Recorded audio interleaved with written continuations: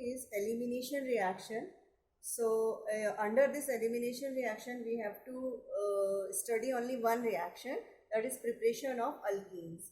So children, you know, when haloalkenes are treated with alcoholic potassium hydroxide, alcoholic KOH, they undergo elimination of hydrogen halide, HX, elimination of hydrogen halide to form alkenes. So in this reaction RCH2, CH2X, it is alkyl halide. When reacts with KOH, this HX is undergoing the removal, means K will react with the X to form KX and H form H2O. Then main product will be RCH2 double bond CH2. Since both H and X are removed, here between this and this carbon atom there will be formation of double bond and alkenes are formed. Another example, CH3 CH2Br, then alcoholic KOH CH2 and CH2. Here I have mentioned alpha and beta. You know, the functional group, that is the Br attached with the carbon atom, this carbon is the alpha carbon and another one is the beta carbon. So since in this reaction it involves the removal of hydrogen from beta carbon and halogen from the alpha carbon, so this reaction is known as the beta elimination reaction, and removal of H as well as the Br, it means hydrogen and halogen, so this is dehydrohalogenation reaction, and removal of H from beta carbon, so this is the beta elimination reaction. These reactions are used for the preparation of alkenes. So CH3CH2, CH2Cl plus alcoholic KOH, another reaction CH3CH double bond CH2, KBr and H2O. Then again if we take CH3CH2, CH2, CH2Br, alcoholic KOH, from H, means from this alpha and beta, HBr is removed and double bond will come between these two carbon atoms. So CH3CH2CH double bond CH2 plus KBr and H2O. This is but1ene. The product is but1ene, and you can say 1-butene also. When the structure of alkyl halide is such that it permits the formation of two alkenes, in such cases you can see here, when it permits the formation of two alkenes, so one which predominates can be known with the help of important rule. That rule is known as the Sirjeff rule.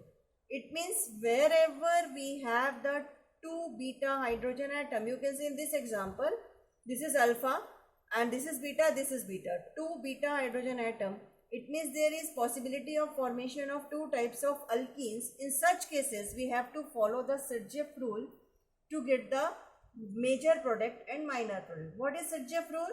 When a haloalkane can undergo dehydrogenation in two different ways to form the two different alkenes, the alkene that predominates is the most substituted one. It means the alkene which is most substituted, a doubly bonded carbon atom, more alkyl groups are attached. This is the meaning of most substituted. That one which carries the greater number of alkyl group attached to the doubly bonded carbon atom is the major product. So you can see here by this example you can understand the CH3C means CH3, CH2, C, CH3, H and Cl. It means this is the alpha carbon atom and this is beta, this is beta. Two beta carbon atoms are there.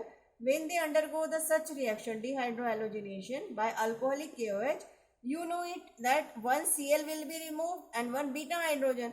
If we remove the beta hydrogen from this side or this side, two products are formed. So you can see CH3 here, CH double bond, means this H from this beta carbon atom, H and Cl is removed. So double bond will come between these two. So CH double bond CH and CH3. Now in another, if this from this beta carbon hydrogen is removed, then CH3, CH2, CH double bond will come here. So one product is but2ene, other one is the but1ene. But2ene doubly bonded carbon atom is having the two alkyl group, more substituted product. It means this will be the major product according to Sirjeff rule, and another one is the less substituted because double bond is having only one alkyl group. So this is the minor product. Understood? I think you got what is the Sirjeff rule and this example also. Another one for this reaction is of dehydrohalogenation of different types of haloalkenes follows the order tertiary, secondary and primary. We can understand it by this example. According to the Sirjeff rule, if we take CH3CH2Br, this is what? Primary haloalkane, this is ethyl bromide, and react with alcoholic KOH, we know it, we will get CH2 double bond CH2.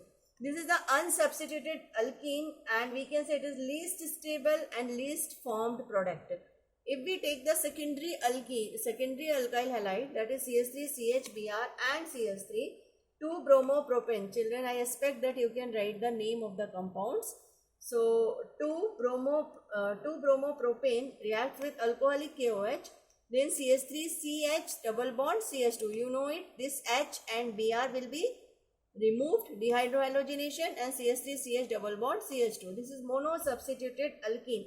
This is double bond, and with doubly bonded carbon atom only one CH3 is attached. That is why it is mono-substituted alkene and more stable as compared to this one. Now we switch to the third one, that is tertiary alkyl halide. In tertiary alkyl halide, that is 2-bromo-2-methylpropane. 2-bromo-2-methylpropane, alcoholic KOH, then CH3 double bond double bond CH2. This is di-substituted alkene, and this one will be the more stable product and a major product. Why? Because doubly bonded carbon atom is substituted with more number of alkanes.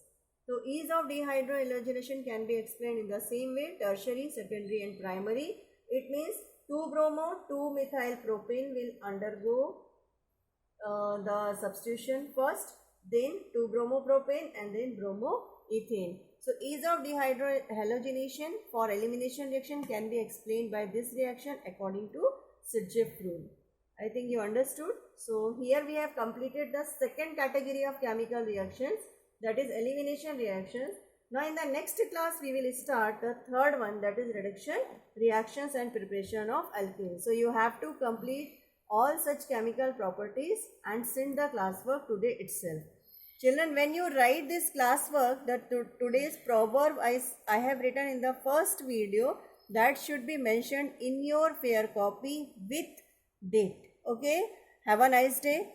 Thank you.